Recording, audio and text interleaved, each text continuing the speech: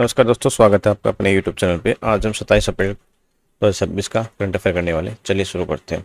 एक Roman space telescope है। ये इसको अभी नासा ने लॉन्च किया है। ठीक है, नासा ने इसको लॉन्च किया है।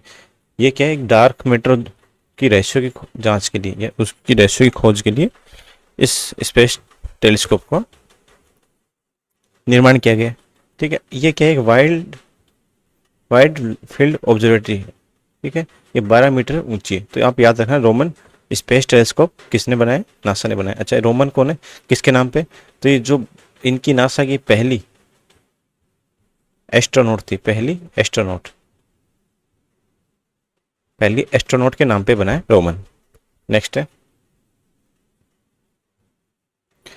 SCO रक्षा वार्ता। XCO की डिफेंस जो वार्ता हुई है वो कहाँ पे हुई है? ये बिश्केक किर्गिस्तान के अंदर है। बिश्केक किर्गिस्तान के अंदर 28 अप्रैल से स्टार्ट होने वाली है। हाँ, ये इसका उद्देश्य क्या? इसका उद्देश्य है आतंकवाद को खत्म करना। चलिए अब SCO की बात करते हैं। तो SCO का मतलब है संघाई कोऑपरेशन ऑर्गेनाइजेशन। देखिए, ये 4-5 ऑर्गेनाइजेशन है। SCO हो गई, ब्रिक्स हो गई, ठीक है, और UN की होगी 2-3, एशियन हो गई। ठीक है, ये 5-7 जो ऑर्गेनाइजेशन है, आप उनका बारे में पता होना चाहिए। SCO में टोटल कितने मेंबर है? SCO के अंदर टोटल 10 मेंबर है। और ब्रिक्स के अंदर कितने? ब्रिक्स के अंदर 11 है। SCO की स्थापना कब हुई थी? 1996। जब स्थापना हुई थी तब इसका नाम क्या था? संघाई 5। संघाई कहाँ पे? संघाई चीन के अंदर है। ये चाइना की कंपनी है संघाई। अच्छा, जब 2001 में उज्बेकिस्तान जब इसमें ऐड हुआ, मेंबर बना उज्बेकिस्तान, तब इसका नाम SCO पड़ा। 2017 में इंडिया पाकिस्तान इसके मेंबर बने। फिर 9वां मेंबर बना ईरान। फिर 10वां मेंबर लेटेस्ट कौन है? बेलारूस। ओके, अब जो किर्गिस्तान की बात करते हैं, तो इंडिया और किर्गिस्तान के बीच में कौन सी एक्सरसाइज होती है? खंजर और इंडिया के बीच में मिलिट्री एक्सरसाइज होती है। अब 2026 वाली कहाँ पे हुई थी? असम के अंदर। इंपॉर्टेंट है, आजकल ये पूछता है कहाँ पे हुई, तो असम के अंदर हुई थी। The curious and the classified, ये किसकी बुक है? ये मनोज मुकुंद नरवणे, MM नरवणे। इनकी भारत के पूर्व आर्मी चीफ है। ये कौन से नंबर के? 28वें नंबर के आर्मी चीफ है। इंपॉर्टेंट हो जाता है क्योंकि इनकी किताब है 4 स्टार ऑफ डेस्टिनी। इसको भी राहुल गांधी जी ने संसद के अंदर पढ़ने की कोशिश की थी, तो पक्ष या लोकसभा स्पीकर ने मना कर दिया था। तो इनका इंपॉर्टेंट इसलिए होता है कि न्यूज में रहे हैं, तो इनका क्रम याद रखना कि 28वें नंबर के आर्मी चीफ है। इनकी एक किताब हो रहा है द कंटेनमेंट कॉन्स्पिरेसी। इनकी ये एक और किताब है। अच्छा, टाइड ऑफ टाइम, ये किसकी? सुधा मूर्ति की एक फेमस किताब है डॉलर बहू। ये भी राज्यसभा से MP है। इंपॉर्टेंट है। जो इन्फोसिस के जो मालिक है नारायण मूर्ति, उनकी वाइफ है। और जो अभी लंदन के अभी वो थे ना, ब्रिटेन के प्राइम मिनिस्टर ऋषि सुनक, उनकी ये के सास है। भारत का पर्यावरण मंत्रालय, ministry of environment, forest, climate change. ठीक है, ये मिनिस्ट्री और नेशनल बायोडायवर्सिटी अथॉरिटी, राष्ट्रीय जैव विविधता प्राधिकरण ने एक प्रोजेक्ट लॉन्च किया है। किसके लिए? बायोडायवर्सिटी गवर्नेंस के लिए एक प्रोजेक्ट लॉन्च किया है। अच्छा, कौन से स्टेट में किया है? तमिलनाडु और मेघालय के अंदर। इंपॉर्टेंट है, तमिलनाडु और मेघालय के अंदर। कितने साल के लिए? 5 साल के लिए। इंडिया में ये बायोडायवर्सिटी कौन देखता है? ये दोनों देखते हैं। और ग्लोबल पे कौन देखता है? ग्लोबल पे देखता है UNDP इसको देखता है बायोडायवर्सिटी के बारे में। नीति आयोग, अब इसका उपाध्यक्ष कौन है? अशोक कुमार लाहिड़ी। एग्जाम के अंदर पहले नीति आयोग बना था, तो उसके बारे में इसकी फुल फॉर्म पूछते थे। अब तो नहीं आते, लेकिन पहले आई हुई है, तो आपको मैं बता देता हूँ। National institute for transforming India. ठीक है, कहीं पर ट्रांसफॉर्मेशन मिल जाएगा, लेकिन ट्रांसफॉर्मिंग इंडिया कई फुल फॉर्म आए तो आपको ये करना। अब इसका उपाध्यक्ष सुमन बेरी थे पहले, उनको रिप्लेस करके कौन है? अशोक कुमार लाहिड़ी। अच्छा, अशोक कुमार लाहिड़ी आए तो उनकी एक फेमस किताब है India in search of glory. India in search of glory इनकी किताब है।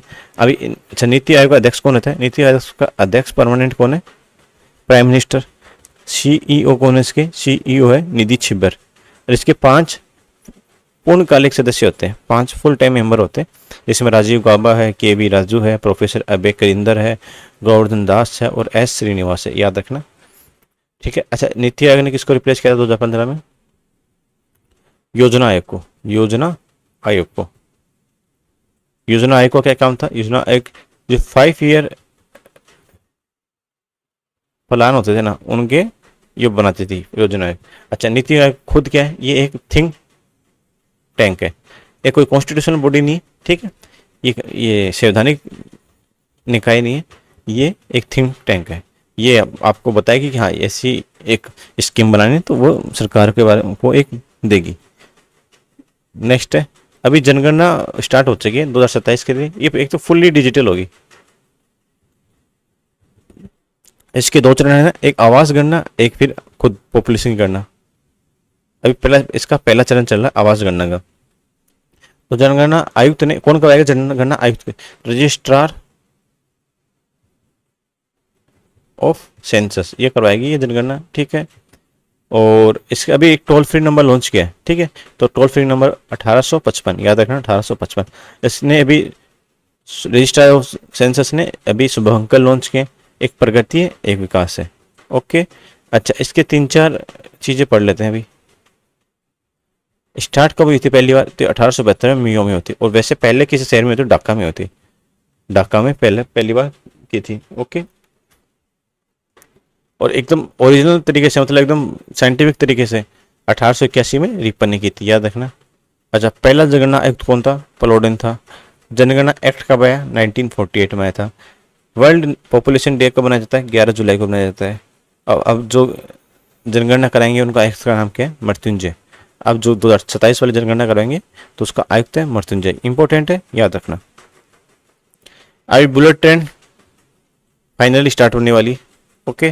2014 में मोदी जी आए थे, तब बोले थे बुलेट ट्रेन लेके आऊँगा, फेंकते फेंकते 27 आ चुकी। तो ठीक है, देखते हैं अभी जो बुलेट ट्रेन बनेगी उसका निर्माण संयंत्र, इसका नाम लिखे आदित्य। ये कहाँ पे? ये बेंगलुरु के अंदर है। बुलेट ट्रेन का निर्माण होगा वो आदित्य, जहाँ पे होगा उसका नाम आदित्य, और कहाँ पे होगी? बेंगलुरु में। अच्छा, जो पहली बुलेट ट्रेन चलेगी उसका नाम क्या है? B28। B28 पहली बुलेट ट्रेन का नाम है, याद रखना। अच्छा, बन रहे किसके सहयोग से बन रही है? ये जापान के सहयोग से बन रही है। जापान के साथ मिलकर इंडिया बना रहा है। कहाँ से? अहमदाबाद, अहमदाबाद से मुंबई। इसकी टॉप स्पीड कितनी हो जाएगी? 280 किलोमीटर पर आवर, काफ़ी कम है, ठीक है। अच्छा, ये 2027 में चलेगी, लेकिन 2027 में कहाँ से चलेगी? पूरा रूट नहीं चलेगा अभी, पूरा रूट चलने में फिर भी टाइम लगेगा। चलेगी सूरत से वापी।